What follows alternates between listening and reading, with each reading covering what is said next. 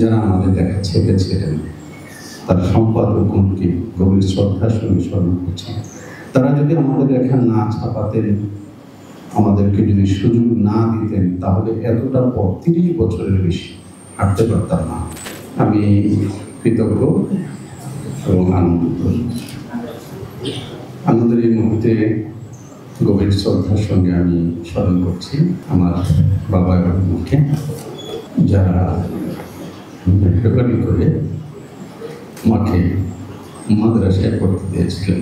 আমি গভীর শ্রদ্ধার সঙ্গে স্মরণ করছি আমার প্রিয়তম শিক্ষক, এখন বাংলাদেশের নরসিংদী দত্তপাড়া মাদ্রাসা শেখুল হাদিস হযরত মাওলানা বশিরউদ্দিন সাহেবকে, যিনি আমার কৈশোরোত্তীর্ণ সময়ে সর্বপ্রথম আমার হাতে কলম তুলে দিয়েছিলেন এবং যিনি আমাকে লাজনাতুত তালাবার সঙ্গে পরিচয় করিয়ে দিয়েছিলেন। লাজনাতুত তালাবার জীবিত এবং নতুন সকল নেতৃবৃন্দ আমি গভীর কৃতজ্ঞতা জ্ঞাপন করছি। লিখতে এসে আমি দুজন শিক্ষকের বিশাল উদারতা পেয়েছি, অধ্যাপক আখতার ফারুক রাহিমাহুল্লাহ তাআলা এবং মাওলানা দীক্ষা রাহিমাহুল্লাহ, যারা কিছুই তো লিখতে পারতাম কিন্তু সেটাকেই বলেছেন হয়।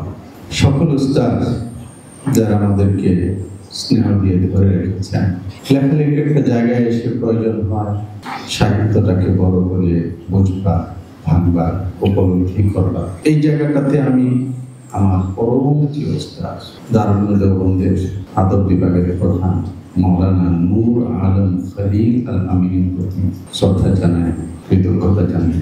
ঋণ শোধ করতে পারবো না। যদি তার সান্নিধ্যে না আসতাম, তাহলে ব্যাপক অর্থে হয়তো সাহিত্যটাই বোঝা হতো না, ভাষাটাই বোঝা হতো না।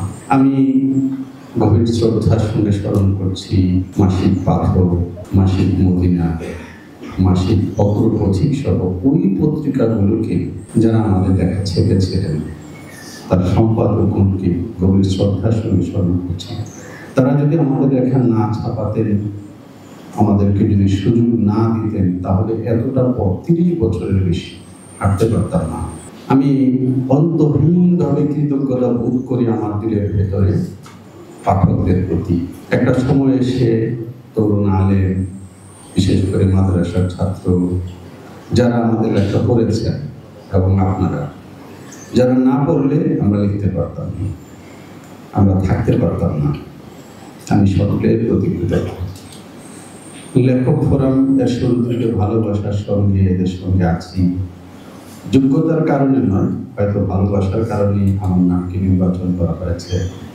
আমাদের বন্ধুদের মধ্যে মাওলানা জুবায়ের আহমদ আশরাফ ভাই আমরা শিক্ষকের মতো সম্মান করি। তিনি এতটাই জানেন, অভিধান গেটে যেখানে পাই না, সর্বশেষ যাকে প্রশ্ন করি সেটা আমাদের জুবায়ের। তার মতো আর অনেকে আছেন, শরীফ ভাই কথা বলে গেছেন, ইয়াহিয়া ইউসুফ নদী ভাই আছেন।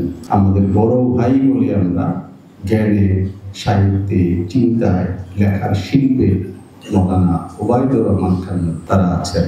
আজকের এই পদকের জন্য নির্বাচিত হওয়ার তারা অনেক অনেক বেশি হকদার। হয়তো অনেকগুলো বিচার আছে, সেই কারণে আমার নাম এবারে আনা হয়েছে। আমি তাদের এই ভালোবাসার প্রতি কৃতজ্ঞ। আপনাদের কাছে দোয়া চাই যেন এই পথে থাকতে পারি। আর স্বপ্ন দেখি এটা ভারত, আমরা মনে করি যে এটা অমুসলিমদের দেশ। আপনারা অনেকেই খুব ভালো করে জানেন, সৈয়দ আবুল হাসান নদভী তো বড় সাহিত্যিক, কিন্তু অসাহিত্যিক ব্যক্তি যারা, মুফতি সাঈদ আহমদ পানভী, তিনি ভারতের রাষ্ট্রপতি পদক পেয়েছেন। মাওলানা রিয়াসত আলী বিজনূরী রাহিমাহুল্লাহ তাআলা ভারতের অনেকগুলো উর্দু একাডেমি পুরস্কার পেয়েছেন। মাওলানা নূর আলম খলিল আমিনী, তিনি ভারতের রাষ্ট্রপতি পদক পেয়েছেন।